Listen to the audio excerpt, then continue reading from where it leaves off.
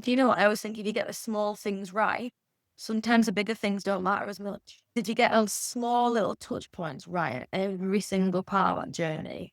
Sometimes the bigger, if you've got a piece of equipment out of order for a couple of weeks, if you've been friendly, you give them the customer service, you know them, you know a little bit more about them, you ask how the husband or the wife's doing.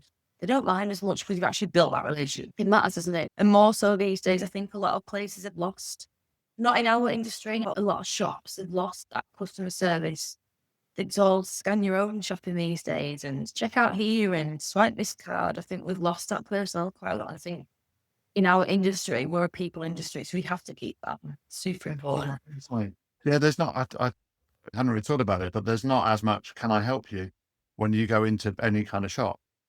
And it is, you can serve yourself, you can check out yourself, you can do it all yourself, which, and listen, there's clubs like that, Yeah. but they're not as good. They're not retaining the members as much.